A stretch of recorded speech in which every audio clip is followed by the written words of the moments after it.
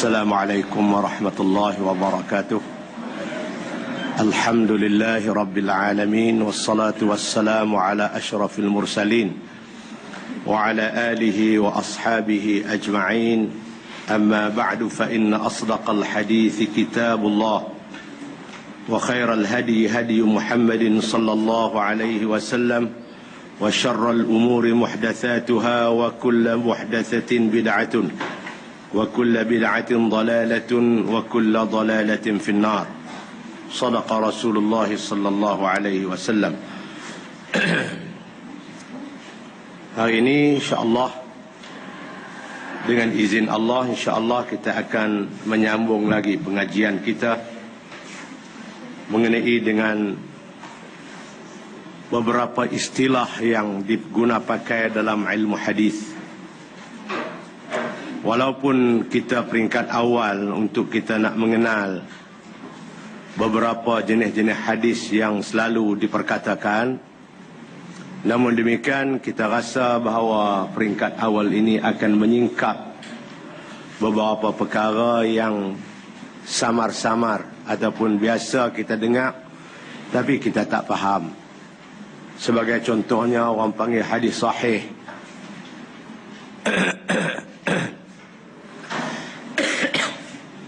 Kataan sahih ni walaupun Melayu pakai, tetapi barangkali dia tidak sama dengan apa yang kita faham. Kalau kita tanya kita, sahih ni makna apa, dia habaq kita betul. Kok mana jadi betul itu, mungkin dia tak tahu nak tafsil, dia tak tahu nak hurai.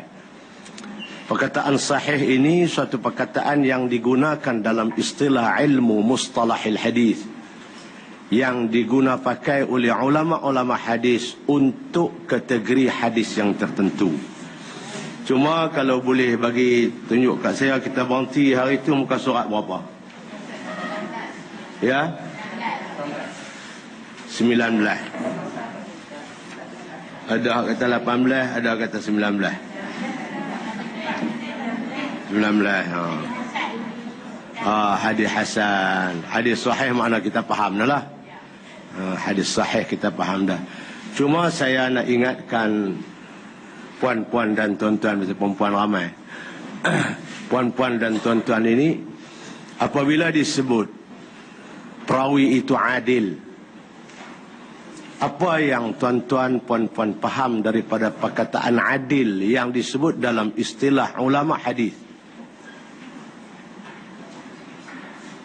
Adil an yakuna ar-rawi musliman balighan aqilan saliman min irtikabil kabirah wal israr ala as-saghair atau mimma yukhillu bil muru'ah. Apabila disebut adil dalam istilah ulama hadis, iaitu ada 5 kategori ciri yang harus ada pada seorang perawi. Itu kita kena ingat. Kita kata perawi ni adil atau tidak? Dia kata tak apa adil ni di Barisan Nasional. Bukan tu. Itu adil lain. Itu Bukit Selamba punya. Ini adil kita ni, adil jenis lain ni. Kata ni adil guna. Dia ni adil ni ada 5 ciri yang harus. Pertama, dia mesti Islam. Dalam ulama hadis, kalau hang kapiak, hang betul logo mana pun, hang tidak adil. Dalam ulama hadis, dia tidak boleh terima suatu hadis yang meriwayatnya orang bukan Islam walaupun baik. Dunia kata dia ni baik ni, tak nak mohong ni, daripada perut mak dia sampai lah dia tak nak mohong lagi. Tapi oleh sebab hang tidak percaya kepada Allah, ulama hadis kata hang tidak adil. Yang kedua, mesti orang ini akil, ada akal, cukup akal dia, mana tak gila. Yang tiga, baligh, cukup umur. Yang keempat, dia tidak pernah melakukan dosa besar.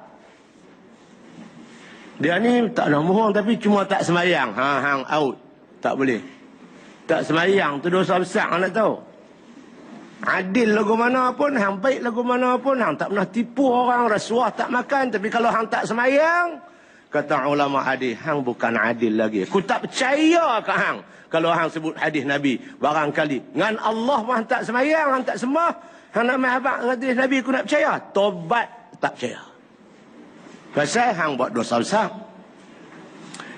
Yang keempat, dia tidak mengekali dosa kecil. Buat-buat jugalah.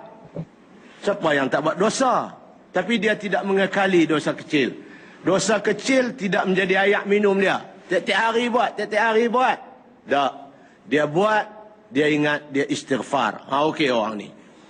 Dan yang kelima, kata ulama hadis, dia mesti tidak melakukan perkara-perkara yang tidak menjejaskan kewibawaannya sebagai seorang ulama hadis.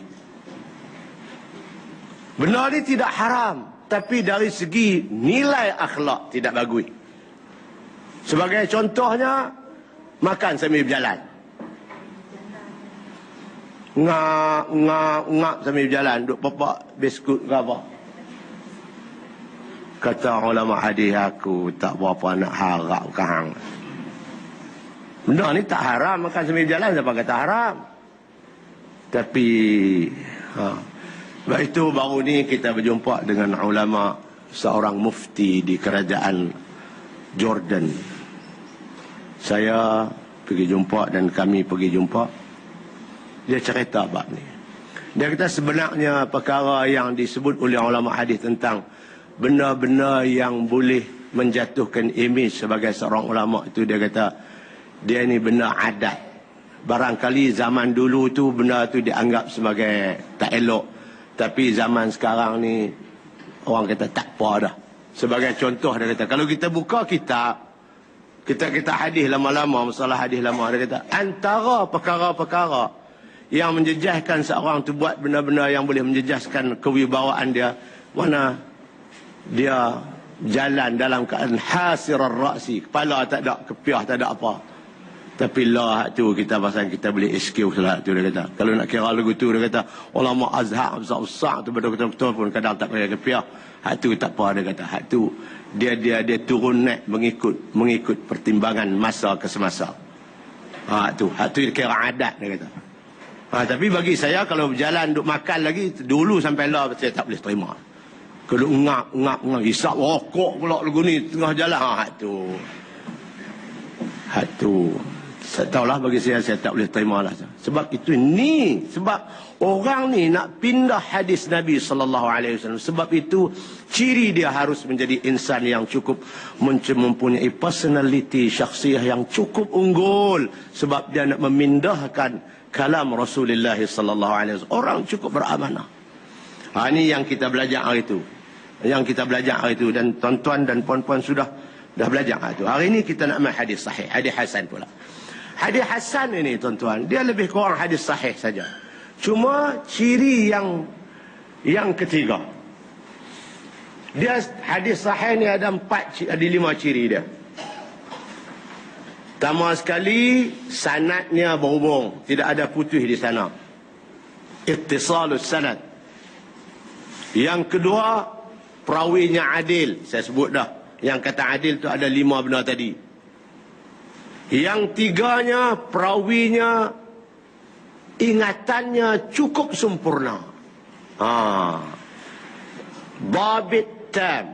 Ingatannya cukup sempurna.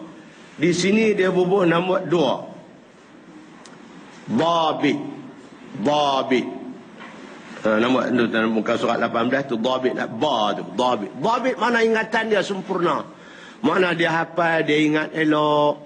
Sehingga ulama hadis kata hatta yumkinu min istihdarihi mata sya, dalam teks dia kata orang yang ingatan yang cukup baik ni, dia boleh mengeluarkan, menghafazkan, membaca benda yang dia hafal itu bila dia nak. Orang lagu tu ingatan dia cukup okey. Tapi kalau sangkut-sangkut fikir dulu baru boleh, tu ingatan dia tak berapa nak clear. Jadi di sinilah perbezaan antara hadis sahih dengan hadis hasan. Kalau perawi hadis ni ingatannya cukup clear, bila gerak dia duk tidur, Apa awak keluar hadis kata Nabi, kata bab niat, dia pun innamal a'malu binniyati wa innama likulli imri'in ma nawa faman kanat hijratuhu ila Allah wa rasulih fa hijratuhu ila Allah wa rasulih wa man kanat hijratuhu lidunya yusibuha wa imra'atin yatazawwajuha fa hijratuhu ila ma hajara ilaihi sadaqa Rasulullah. Okey, ingatan hang. Hak ni orang ni ingatan dia duduk kategori hadis sahih. Ni hadis Nabi hak cerita bab orang Islam ni lagu mana? Dia kata ada, aku ingat. Al-muslimu man salima al-muslimuna min lisanihi wa yadihi wal mu'minu man ittamanahu an-nasu ala dima'ihim wa amwalihim wal muhajiru man hajara ma nahahu Allah anhu atau kama qala alaihi salat. Ingatan dia okey. Hak ni ingatan dia cukup A. Tapi kalau ni hadis dia cerita bab halal haram lagu mana? Apa Nabi kata, al-halalu bayyinun wal haramu bayyinun wa bainahuma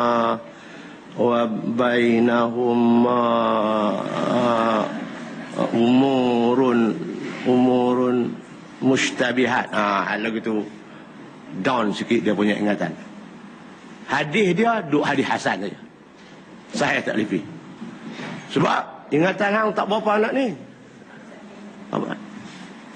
Dia cerita orang balik surau. Tunggu wajah. Banyak kali kita cerita. 5 perkara. Dia duduk kepak jari 5 dia. Hak ni. Dia turun-turun cari kasut selipar dia. Sebelah tak jumpa. Hilang dah 2, tinggal 3. Hak jenis ni, hadis dia dhaif terus. Bukan dekat hasan ni. Dhaif terus. Cari kasut selipar, hilang dah 2. Sekejap lagi cari kunci muntu tak ada pula. Hilang pula 2, tinggal 1. Hak 5 tinggal 1 buat balik. Hak ni tak terpakai, hak ni. Jenis ni tak boleh tadi. Dia baik, warak baik. Mayang dia duk main bang tapi ingatan tak payah. Bini suruh beli 5 benda, dia beli 3 ya. Belacan tu pun beli. Bini kata akan abang belacan ni beli cabai saja nak macam. Lah aku duk kepak jari tak main dia kata. Hak ni hadis dekat hadis hasan je, tak lebih hadis sahih. Pasal ingatan dia teruk. Baik-baik dia, baik. Baik. Jadi perbezaan antara hadis sahih dengan hadis hasan itu di situ. Di mana? Di ingatan perawi.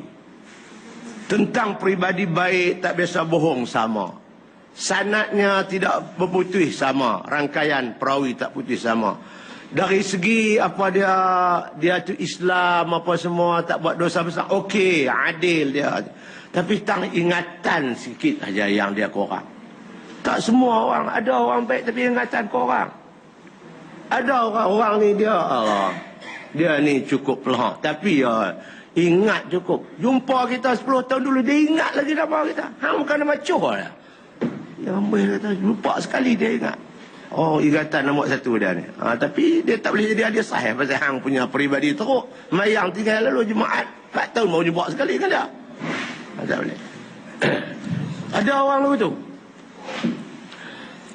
Iaitu hadis yang berhubung, yakni bersambung sanadnya. Apabila disebut sanad, ini perkataan istilah makna rangkaian perawi. Rangkaian perawi itu sanad. Kalau kita buka muka surat 18 dulu, kita tengok muka surat 18 bagaimana hadis Imam Bukhari, hadis Imam Muslim, tentang rangkaian perawi itu sambung terus ketika Tuan Syekh kita mempaparkan kepada kita hadis masyhur ataupun mustafid. Dia bawa 3 sanad rangkaian perawi yang berlainan, yang Bukharinya, yang Muslimnya, yang Tirmizinya. Semua sampai kat Nabi 5 orang perawi. Tapi 5 perawi itu orangnya cukup hebat. Orang pertama hebat, kedua hebat, 3 hebat, 4 hebat, 5 hebat, 6 sampai kat Nabi. Memang Nabi hebat dah. Jadi itu dia panggil sanad. Jadi lelaki-lelaki ataupun perawi-perawi yang mengisi sanad hadis itu semuanya kategori orang-orang yang baik. Ini bersambung sanadnya, diriwayatkan oleh orang yang adil. Maksud adil tadi yang tadi ni, yang Islam, yang berakal, yang balik, tak buat dosa besar apa tadi ni. Lepas tu menentang apa tu? Mam pula. Yang adil,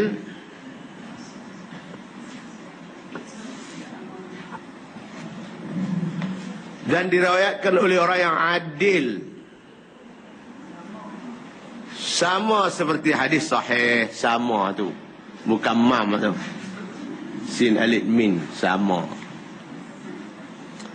Tetapi sama dengan hadis sahih, tetapi korang dhabitnya. Dhabit punya ingatan dia korang. Dia tak ingat macam kawan nombor satu tadi ni. Dia ingat dia kadang-kadang